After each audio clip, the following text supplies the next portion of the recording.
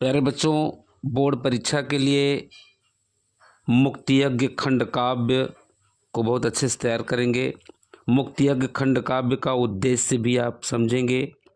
मुक्तियज्ञ खंड काव्य का उद्देश्य अगर आ जाए तो आपको यह लिखना होगा कि सुमित्रानंदन पंत के लोकायतन महाकाव्य का यह एक अंश मात्र है और इसमें पंत जी ने आधुनिक युग की महत्वपूर्ण एवं ज्वलंत घटना को अपने काव्य का विषय बनाया है।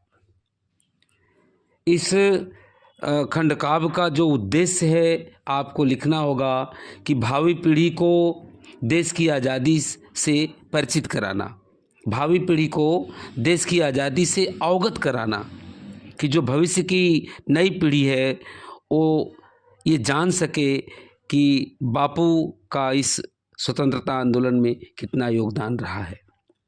और गांधी दर्शन की महत्वपूर्ण भूमिका इस खंड काव्य के उद्देश्य में यह बताया गया है कि गांधीवादी दर्शन जो सत्य, अहिंसा, कर्म, त्याग, प्रेम, करुणा पर आधारित है, ऐसे दर्शन को महत्व दिया गया है।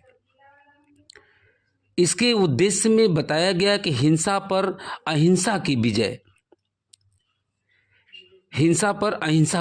विजय को दिखाया गया है इस खंड काव्य में।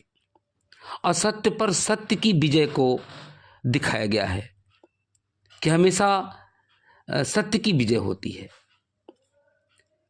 और उसके उद्देश्य में यह भी बताया गया कि मानवता के प्रति सच्ची आस्था।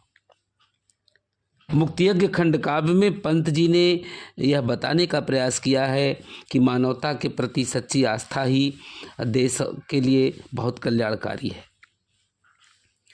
आगे बताया है कि जन जन में विश्व बंधुत्व एवं प्रेम की भावना का संचार। इस खंड काव्य के माध्यम से उन्होंने बताया है कि सारे मनुष्य के भीतर सत्य हो, अहिंसा हो, प्रेम हो, करुणा हो, विश्व बंधुत्व की भावना हो, तभी मनुष्य की वास्तविक जीत होगी।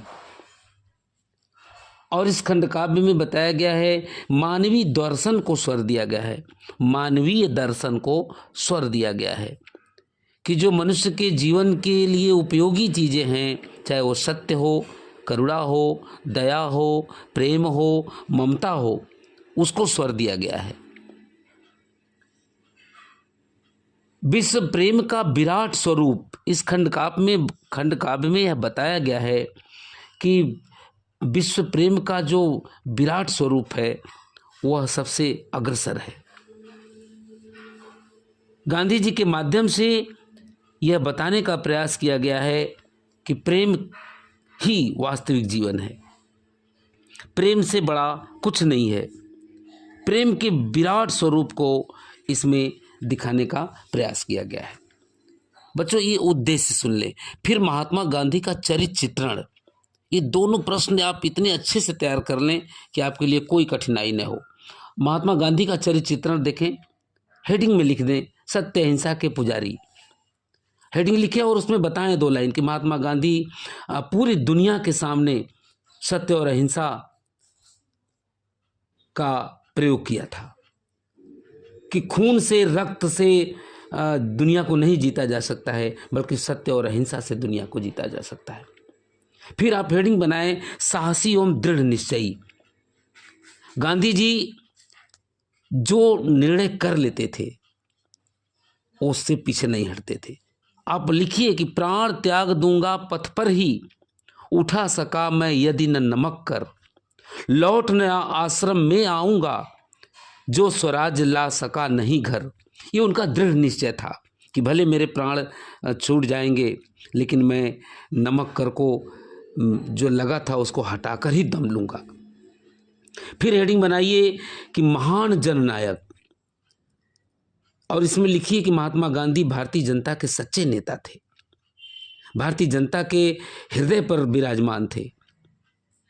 फिर हेडिंग बनाइए मानवीय गुणों से युक्त। इस हेडिंग में लिखिए कि जो भी मानवीय गुण हैं, चाहे वो दया हो, करुणा हो, त्याग हो, प्रेम हो, मानवता हो, सब गांधी जी में कूट कूट कर भरा हुआ था। सब गांधी जी में, चाहे विश्व बंधुत्व की भावना हो, करुणा हो, त्याग हो, इंद्रिय संयम हो, सब कूट कूट कर भरे थे। फिर हेडिंग बनाइए समदर्शी। समदर्शी, गांधी जी के लिए न कोई छोटा था, न अस्पृश्य था, न अछूत था, न कोई छोटा था, तुच्छ था। गांधी जी की नजरों में सब एक समान थे।